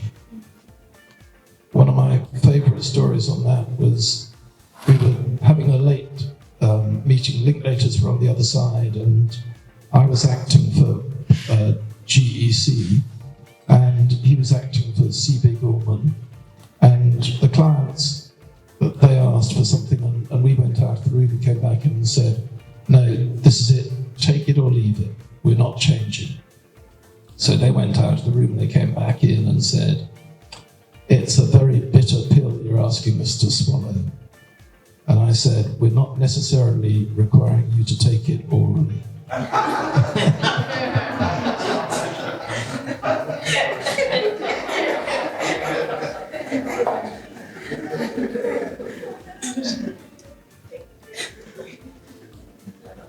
On the topic of negotiation, when it comes to transaction documents in your experience, what would you say would be preferable to let your perhaps first draft be a more balanced position, or to sort of go hard on the first draft and expect that with negotiation you could give something to the other side and then bring it more to the other side?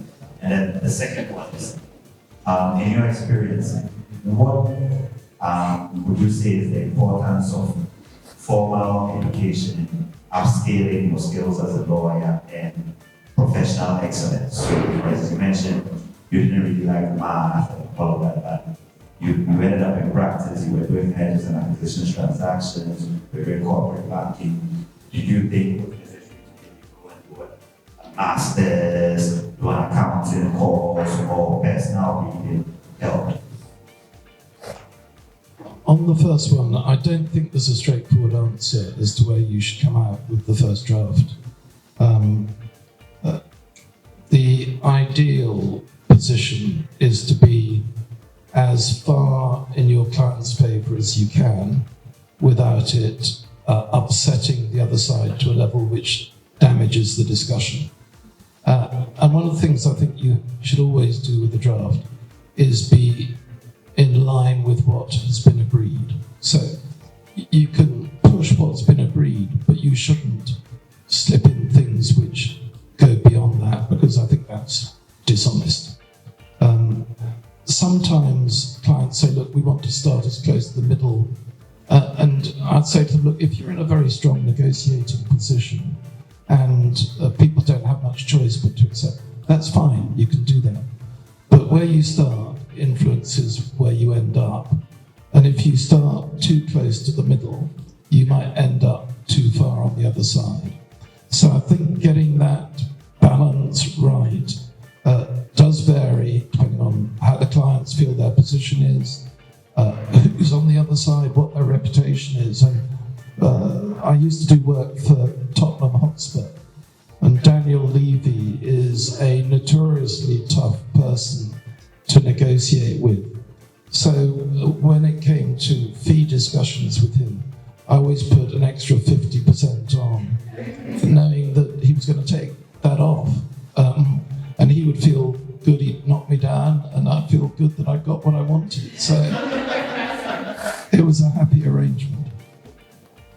Sorry, your second question? On the role of formal education. Formal education is an important part. So when I was at Kleinwort Benson, I took a course in accounting. And when I was a trainee at Slaughters and Not So Busy, I did the first year of an MSc in economics at Birkbeck. So I think, the formal training within Slaughter and May is an important thing. We do it, the partners deliver that training, and attending that training makes a big difference. And so you get formal training from what I call talking heads lectures. You get informal training by sitting with a partner, seeing them operate, and you should supplement that by reading and getting on top of your subject through other sources. Next question. Hi, I'm Ankomah. I recently completed my OPC at PPP, and I just finished writing my exams at the Council of War.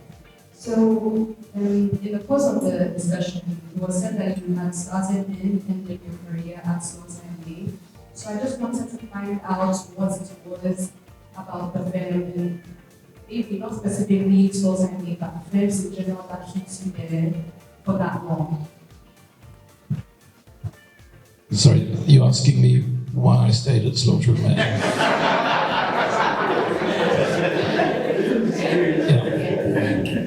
Maybe no one else would have me. I think a law firm creates a culture, and that culture is an important factor in where people stay. Is it collegiate? Is it supportive? Does it have good clients? Does it have strength across all its departments? And I felt that no other firm would provide that. Some of the American law firms are very strong, but they wouldn't provide world-class competition law, world-class tax, world-class pensions and employment. So I'd be letting a client down if I then went to them and used what would be second-rate services for part of it. That, I think, is important. What is the best platform to serve your clients? And I felt that Slaughter and May was the best platform to serve the clients because of the strength across the firm and also the quality of the lawyers who supported me. There was no drop-off in quality. And so I felt that I was best placed there to do the things I wanted to do. And actually, to pick up on an earlier question about developing other areas, Slaughters has also been very good in allowing people to use their initiative. So I created the sports law department or team. I created the art law team. I created the Africa And all of these were not only tolerated but supported and accepted. So I think giving people the scope to improve themselves and develop was part of it for me. And I like the people. I didn't see the reason to move. I was offered more money in other firms, but the money at Slaughter and May is not bad. So it wasn't a life or death starvation decision for me. Hi, my name is Irama, and I work with a firm called JP. So I read that in 2020 you were appointed chair of Help for Heroes. So I just want to know how a lawyer can impact the non-profit sector, or what a lawyer can do in that sphere. Is it corporate law, or a non-profit? This raises a general point that I think we all have, and everyone in this room is extremely lucky.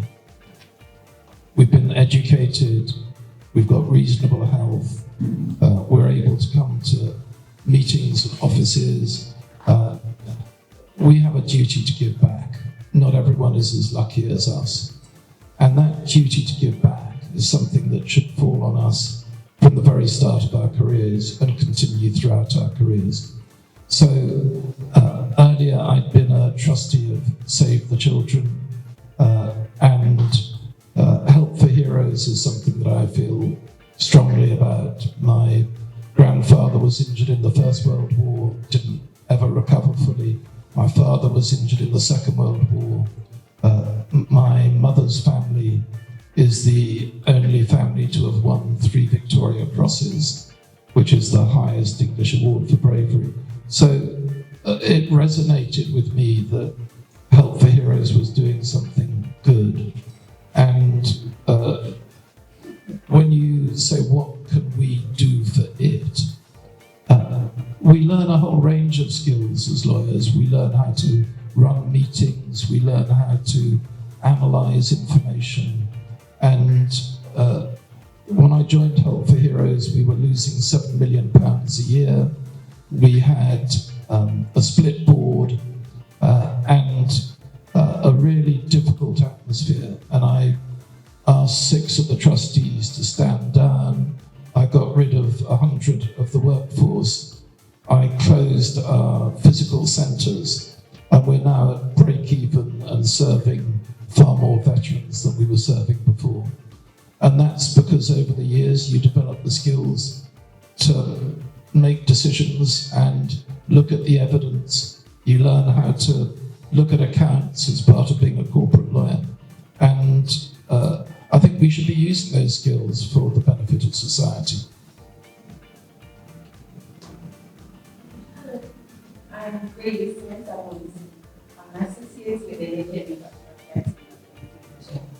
I want to find out if you had like a daily routine that you used to follow as a young lawyer. I had a daily routine you used to follow.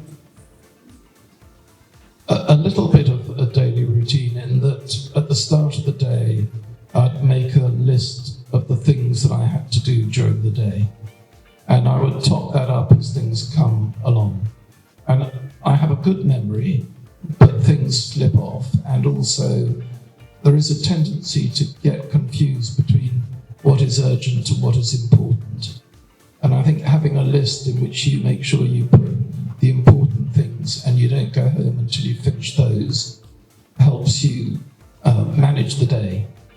And then there are some other techniques around that kind of thing that I found helpful.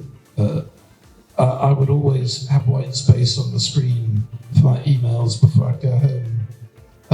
I would always respond to an email as soon as it came in, even if it's just to say, I've got a meeting at the moment, but I'll get back to you, to make sure that people know that you're there and you're not away. I regard it as really important to work closely with my executive assistant, my secretary, who has been with me for 35 years. And she would take a lot of that sort of daily stuff under control as well. It's client rings up and needs urgent advice, they're doing that not from choice, that they're choosing you, but because they face a problem, and that problem is important to them. Otherwise, they wouldn't be risking spending a lot of money on ringing Slaughter and May. And they deserve to be comforted to know that they're in safe hands, that they are being looked after from the very first moment. And that, I think, is a teamwork. If you're not around, you need your assistant to pick it up, to make sure that they do it. And I would have expected my secretary, for example, if I was in a meeting, to have run a conflict check, to have ordered company searches, to have dug up the files for that client before I get back from my meeting and have them sitting on my desk so that I could immediately get on with helping the client. So teamwork with your executive assistant is really significant in doing that. But and she also would control my diary, put things in, I think getting them to do quite a lot of it. In fact, one of the general points is about being a busy lawyer is where you can delegate. You know, you don't have to do everything, and you should free up your time to do the things that only you can do, and that includes at home. You know, you're paid enough. Get someone else to do the laundry. Don't take on things that you don't need to do. Use your time efficiently, and make sure that you make the most of the time you've got. I think we have time for one more question. Yeah, quite a number. So we'll do 2 more questions. There's one something. So my name is Kate, and I work with the business development. I know Slaughter and May has a well-established business development team, but for a new team like us, we're just about a year old. What advice would you have for us supporting the legal team when it comes to business development?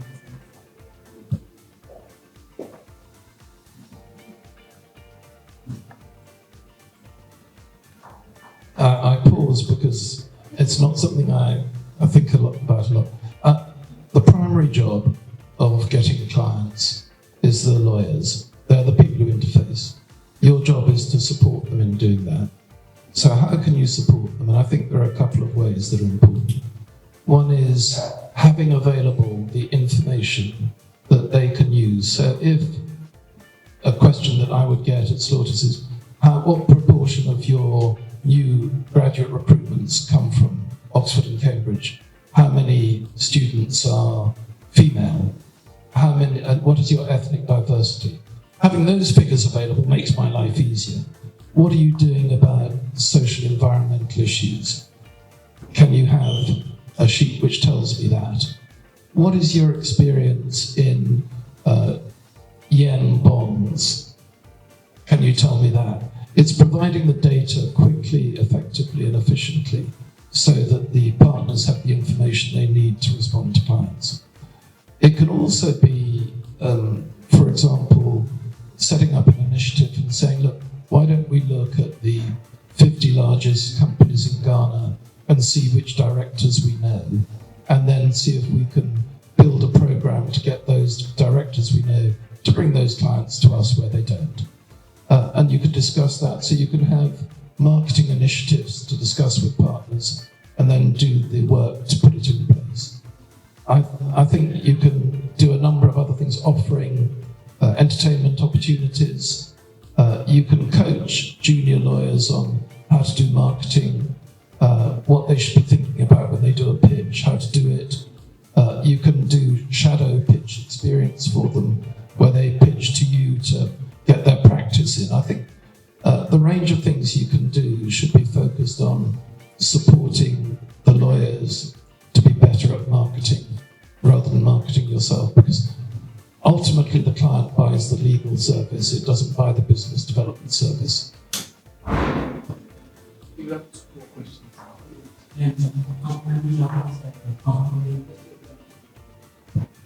My question is as to what has been your motivation all these years in your study of law, in your practices of law? What has been your motivation? obviously there are many areas you explore that you feel. How do you get up from those failures? Apart from the quest to be the best lawyer in the law, there are some failures that will break you down and discourage you totally. So what motivated you from those failures? I think motivation came from a number of different things. One is my competitive nature. I didn't want to go into a meeting and have the lawyer on the other side be better than me. So I would always make sure I'd read the documents, I'd looked up relevant law, I was on top of it. I didn't like coming second. Secondly, I was motivated by the client. You're there to serve the client. You do that by doing a good service. You do it by being better than the other side. And the client is grateful and will come back to you. And you get a personal satisfaction. You know, we all have hobbies where we try and achieve certain targets. Why is law different? You know, you want to be, if you play soccer, you want to score the goals. If you're a lawyer, you want to be the best on the pitch. I think it's a natural thing to do. So I found motivation not a difficult issue for me. I was motivated from the start, and partly competitive pride, service to the client, and just being able to use the skills I've got. We got a final question. My name is Sandra. My question is, over the years, corporate law has evolved, and how do you see the evolution in the future of our country? And also, in every institution, before you enter an institution, there are misconceptions or myths that we have about law. What were some myths or misconceptions that you have about and encountered, and how do you attack it? I think the big change in corporate law has been the rise of a social license to operate.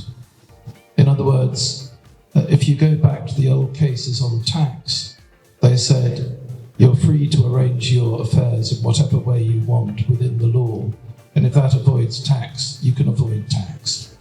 And I think now that would not be an acceptable attitude to take.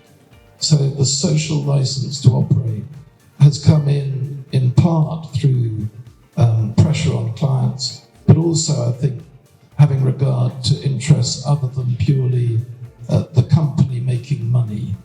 And the company now has other duties than making money. And that's been the biggest change in the fundamental of corporate law. Now you shouldn't just do the thing that makes the money. And we look at, for example, I don't know if it made the news over here, but a while back, P&O, the cruise liner, sacked all its staff and without consultation, and said, fine, we'll pay the penalty. That was really badly received. It was legal, but it has caused real problems, and I think it was a mistake. And now you have to be much more conscious of the corporate social responsibility and the right to have a social license to operate. So we've seen it particularly in tax, but we're seeing it more and more in corporate purpose. And I think that we will end up with some countries making corporate purpose different. You know, what is the duty, fiduciary duty? The fiduciary duty is owed to the company. What is the company? The company is the members, present and future. But I think there will now be an override about social behaviour as well, which will come into corporate law and make life more difficult for directors. I'm not sure what the second question was. It's about work life again, or Misconceptions, myths and misconceptions. Yes.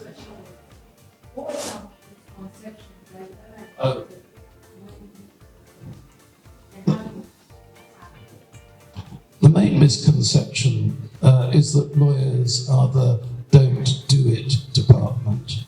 In other words, people think that going to a lawyer, they'll get the advice, that's too risky. And that's why I say the lesson with this French client who said, if I want a policeman, I can go out on the street and find one, was important.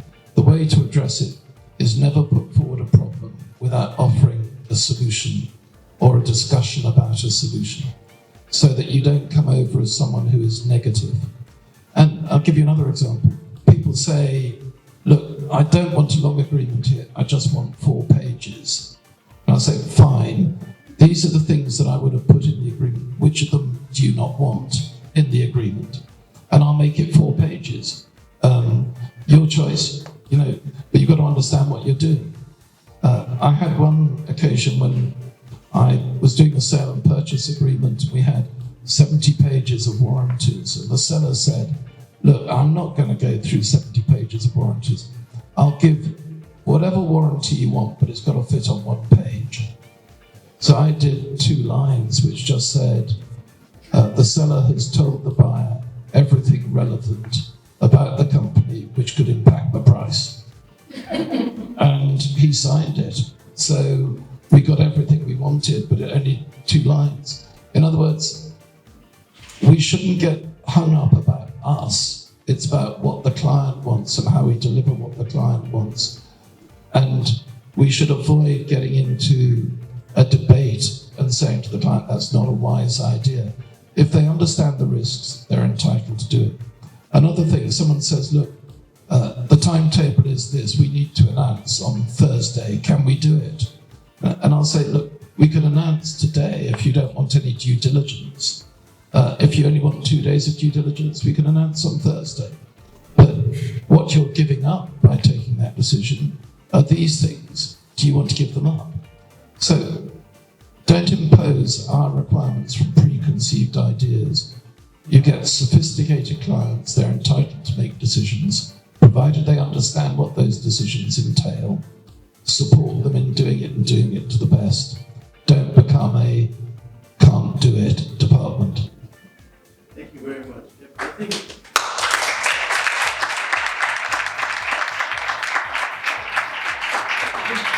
for me, when we were speaking earlier on, you mentioned your 9 pillars, and I thought those were quite profound. I think it's a good way to end it by just sharing what those 9 pillars are. So it's more about development of a person and not just the body. I think it's quite profound.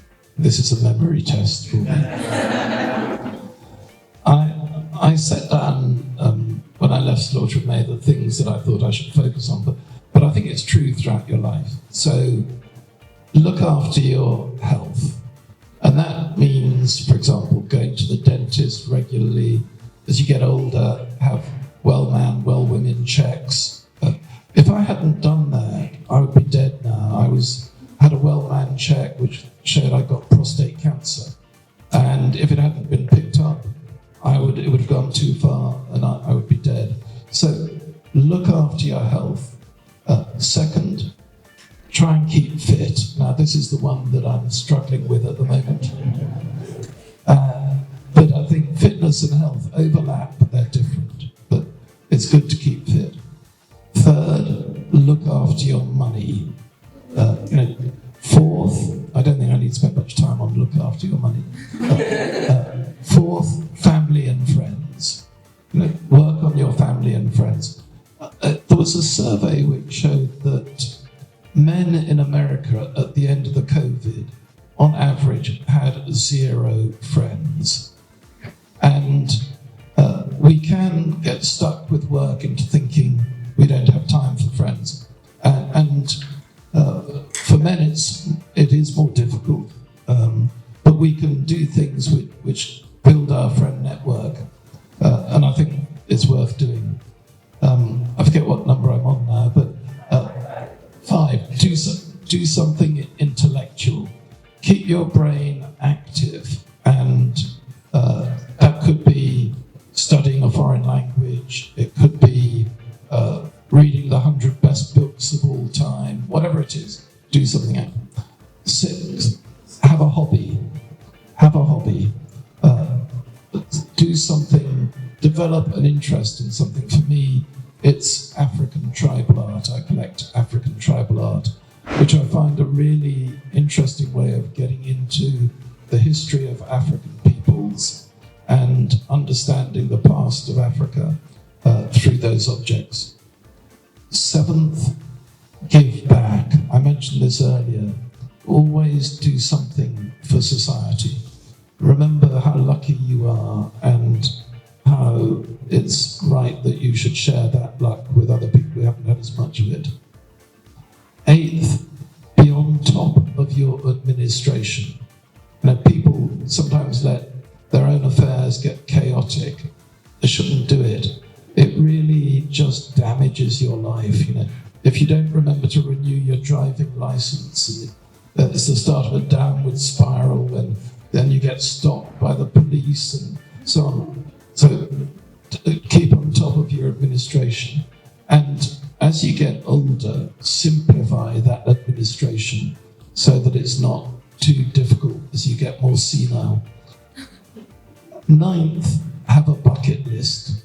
A list of things that you want to achieve with your life, which could range from attending the opera at Bayreuth to running a marathon to visiting Sao Tome e Principe.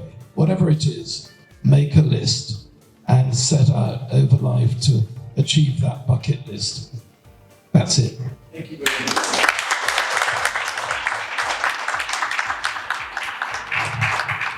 Thank you so much, Sir Nigel. I think we can give him another round of applause. This has been very, very, very, very, very insightful. I'd like to start by thanking Sir Nigel Boardman, awarded knighthood in the Queen's Birthday Honours in 2019. This has been very, very, very insightful. I think one point I would walk away with earlier, Pappa and I had the opportunity to interact with him, and he said that intelligence was a muscle. So you needn't be the smartest person in the room. We can't all be Usain Bolts in our careers. And we can't be like Kimeto or Kipsang, the Kenyan marathon runners, and then fulfill our journey throughout. Special mentions to Mr. Asante once again, Sarah, Frank, some of our partners at the firm. And thank you to all of you for coming here, joining us yesterday and today, those who came today. Special thanks to Kate and the business development team and the entire Bentsi-Enchill team for making this happen, the photographers and videographers. Thank you, this has all been wonderful, and also the mix for the space. After, we would be interacting, little networking session. There's food, there's drinks, and we'll also clear the area so that we can have